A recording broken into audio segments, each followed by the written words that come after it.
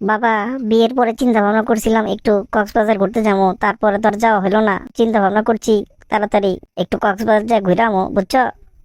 High high সর্বনাশ, পোলাই কয় কি কক্সবাজার যাইবো? কক্সবাজার গেলে তো অনেক খরচ, আমার টাকা পয়সা তো সব শেষ হয়ে যাবো গা। ব্যাপারটা কি কি কয় পোলায়? আরে ধুর, তুমি এত টাকা পয়সা চিন্তা করতেছো কেন? হ্যাঁ, ব্যাপারটা কি? আমার একটা ছেলে চাইছে কক্সবাজার যাইতে, আর তুমি এত টাকা পয়সা নিয়ে চিন্তা করতেছো, কারণটা কি? ঠিক আছে আম্মু, বাবারে কও কিছু টাকা পয়সা দিতে, আমি এই সপ্তাহের মধ্যে চলে যাবো, বুঝছো? তুমি আমার তাড়াতাড়ি টাকা পয়সার ব্যবস্থা করে দাও, আমি তাড়াতাড়ি চলে যাই ঘুরে আসি। বাবা, আপনি আর বাসায় একা একা থাকবেন কেন? চলেন, আপনিও চলেন, আপনিও আমাদের সাথে কক্সবাজার ঘুরে তারপর চলে আসবেন। ওকে, চলেন। না, বিয়ের পরে কখনো আমি কক্সবাজার যাইনি, এখন আর যাবো না। শুধু শুধু এই বয়সে কক্সবাজার যাই কি করবো? থাক, তার চেয়ে তো বরং বাড়িতেই থাকি, ওটাই ভালো হইব।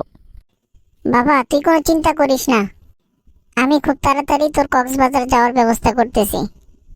ঠিক আছে বাজান, তুমি যখন চিন্তা করছো কক্সবাজার যাইবা, একটু সমুদ্র সৈকত দেখবা, কোনো সমস্যা নেই, যাও, আমি ব্যবস্থা করে দেবনি। বাবা, তোমার কথা শুনে খুব খুশি হইলাম, তোমার মতো ভালো বাবাই হয় না। ঠিক আছে, আমরা এখন তাহলে খাওয়া দাওয়া শুরু করি নাকি?